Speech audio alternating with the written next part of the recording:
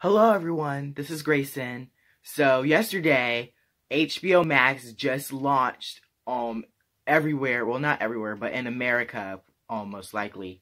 I have it now and this is going to be my review of it. There is a lot of content on there and just to sort of a spoiler for it, it is a lot of bang for your buck, so it is worth buying. But this is going to be my full-fledged review, and then by the end of this video, I'm going to give you a couple of recommendations if you're going to get it, what you should watch first when you buy the service. Okay, so as you can see here, this is the home page.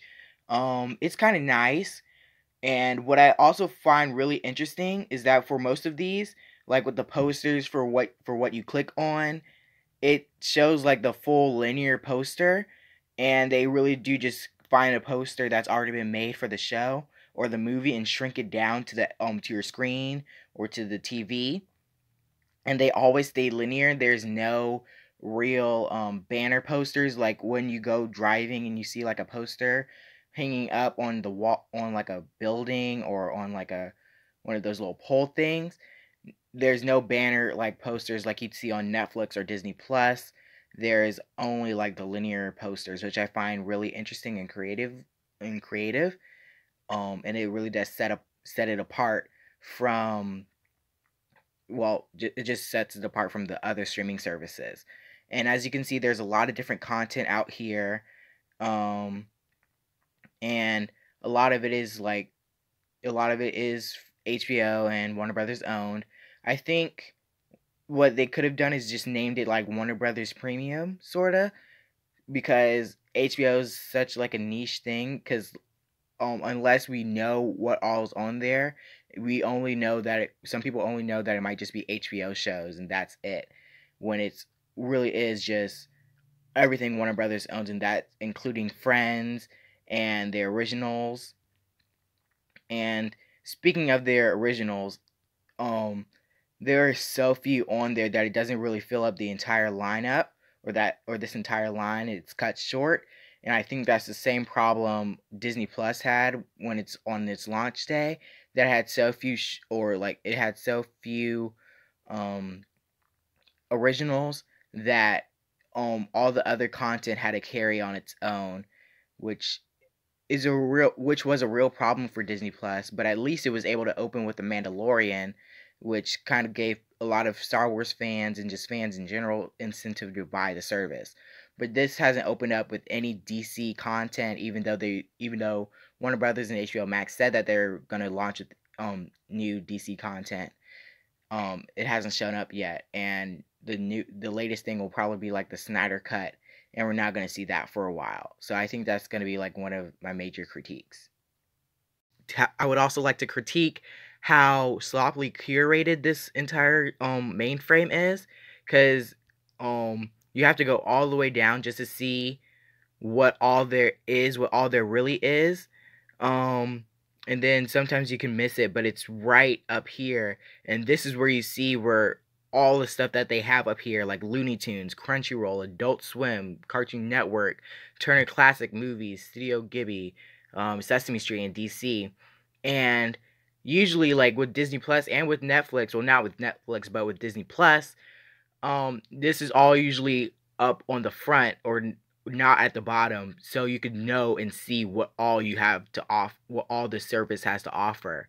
And unless you want to do this as well, it's a lot. It's very sloppily curated, and it's hard to find stuff as well, because to find some certain stuff, you really have to like dig very deep, and you have to like search everywhere in the search engine, and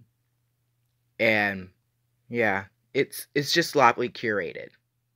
But with all like the critiques I'll give to HBO Max, one thing I will give them is that they just have a bunch of content here.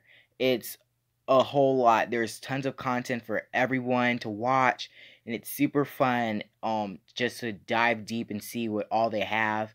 Um Again, we have Looney Tunes, Adult Swim, Cartoon Network, Turner Classic Movies, like the great, some of the greatest movies and most iconic movies of their time are here. There's also classics like Fresh Prince of Bel Air, Friends is on here. All 8 Harry Potter films are on here. So with all its flaws, it really does make up for it with all this content. Now, with all their lineups and all the stuff that they own, I feel like their weakest lineup of like content would probably be for DC because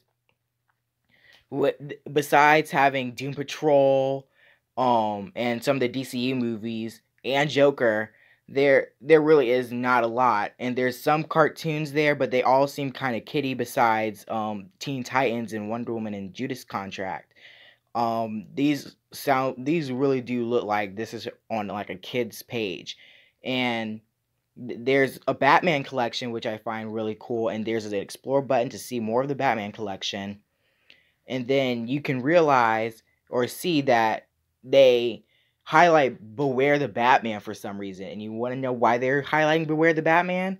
Is because they don't have any of the other famous Batman content, like Batman the animated series, or they don't even have any of Bruce Timm's classic DC cartoons like Superman the animated series or Justice League Unlimited. So you really are stuck with not a lot of stuff. But I will give it to them. They still got some good content like the Killing Joke. Well, I didn't really like the Killing Joke, so that's out. But they have Batman Beyond, Return of the Joker, which is an amazing movie. I highly recommend it. They still have some DC cartoons, but besides the DCU stuff and the classic 80s movies, there's not a lot to watch here until like the new DC shows get on here, like the Snyder Cut and the Ayer Cut probably. And the Green Lantern show. That's all gonna come in late or not early 2021. It's not gonna come in 2021 pretty early, so we're stuck with some of the lower tier DC stuff. But then again, the most redeeming qualities of this DC lineup would have to be Teen Titans, both Wonder Woman movies, Joker, and the Tim Burton Batman films, because those are like some of the biggest highlights from this. There's also Joker and Shazam, which are also really good. Somehow Batman, or not Batman, but Batwoman made it into the fold of HBO Max, which I find really weird that they chose this CW show and didn't bring along any of the other CW superhero shows. I just find that kind of weird. But then again, good for Batwoman because they're gonna need that. They're gonna need more fans after Ruby Rose left. So yeah. So we already went over HBO Max's weakest lineup, but I think our strongest lineup on HBO Max would ultimately have to be the Turner Classic Movies.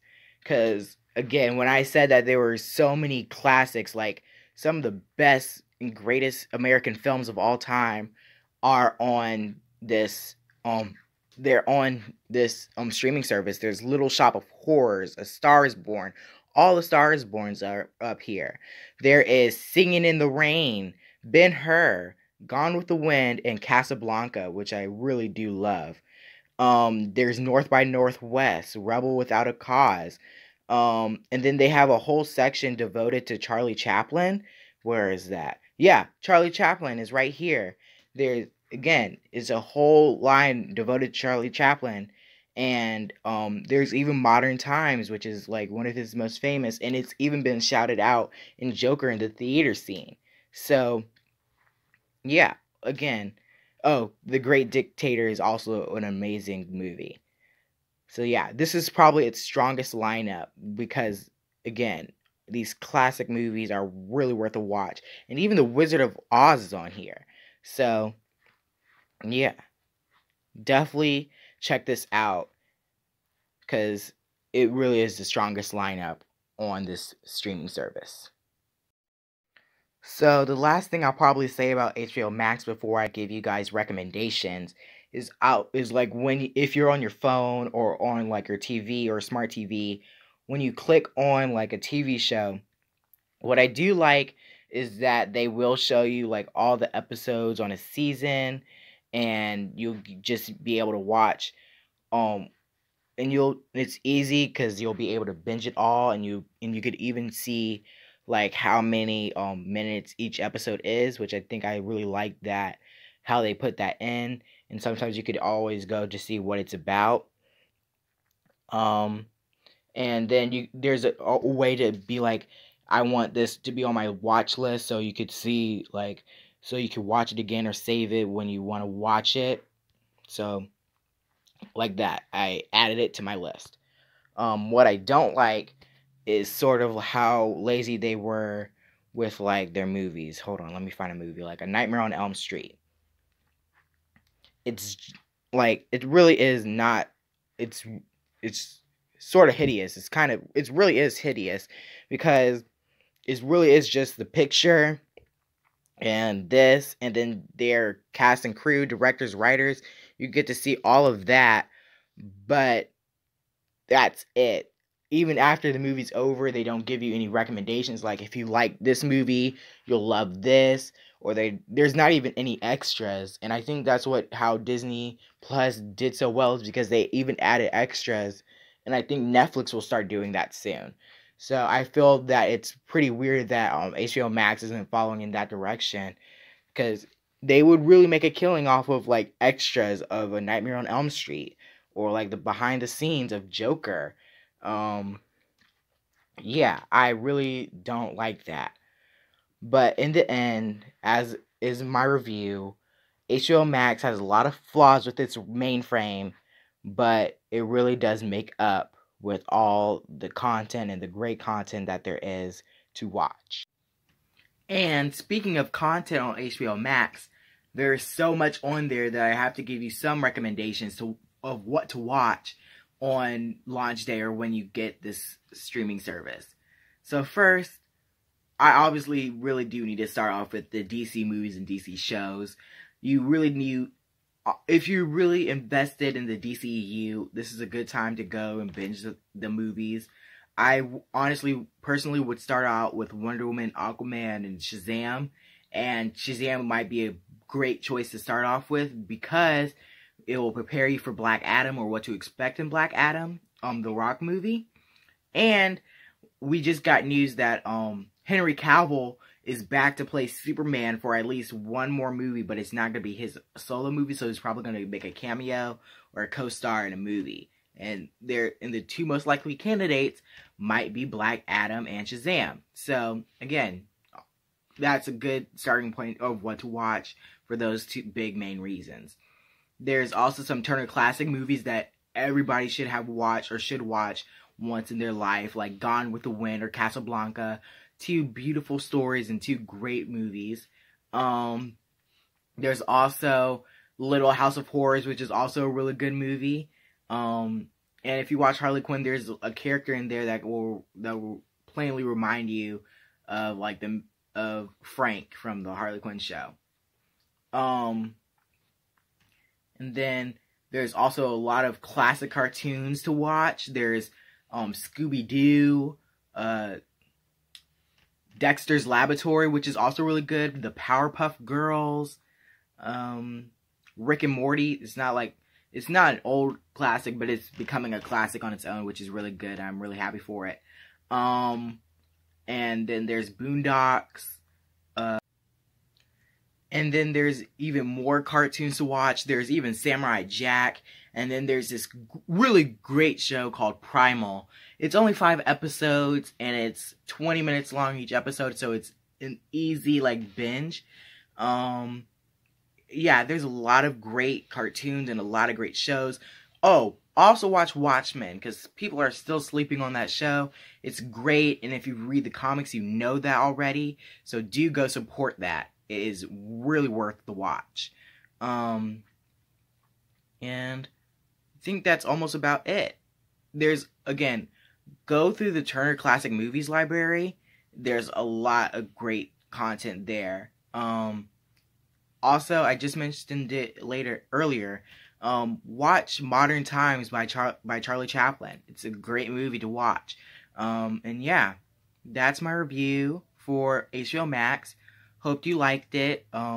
Share your thoughts down below. And don't forget to subscribe to the channel. What did you think about HBO Max if you already downloaded it? Okay. Bye.